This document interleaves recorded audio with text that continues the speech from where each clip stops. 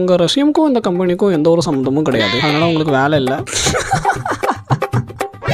இன்னும் இப்படி இவ்வளோ கான்ஃபிடென்ட்டாக இருக்கீங்க? ரெக்கமெண்டேஷனா? அதெல்லாம் இல்லை. நேற்று நைட்டு சாய்பாபா ஃபோட்டோ 20 பேத்துக்கு அனுப்ப சொன்னாங்க. நான் 20 பேத்துக்குமே அனுப்பிச்சிட்டேன். இப்போ அதிர்ஷ்டம் என் பக்கம்.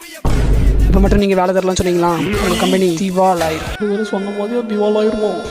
சாய்பாபா இஸ் வாட்சிங். ஐயோ, நாளைக்கு வந்து நீங்கள் வேலைக்கு வந்துடுங்க. கண்கள் ஏதோ என்ன சார் இன்டர்வியூக்கு வர சொல்லிட்டு முகத்தை மட்டுமே பார்த்துட்டு இருக்கீங்க? இல்லைம்மா, இது நேர்முக தேர்வு இல்லை, அதான் செலக்ட் பண்ணுறதுக்கு முகத்தை மட்டும் பார்த்துட்ருக்கேன். ரெஸ்யூம் எல்லாம் பக்காவாக தான் இருக்குது, செலக்ட் பண்ணிட வேண்டியதான். என்ன ரொம்ப நேரமாக யோசிக்கிறாரு? நம்மளுக்கு வேலை கிடச்சிடுமோ? நீங்கள் நினைக்கிற மாதிரி தான், உங்கள் ரெஸ்யூம் எல்லாம் கரெக்டாக இருக்குது. நீங்கள் செலக்ட் ஆகிட்டீங்க, நாளையிலேருந்து வேலைக்கு வந்துக்கலாம். Thank you sir. உங்களுக்கு எந்த ஒரு எக்ஸ்பீரியன்ஸும் இல்லையா? எக்ஸ்பீரியன்ஸ் இருக்குது சார்.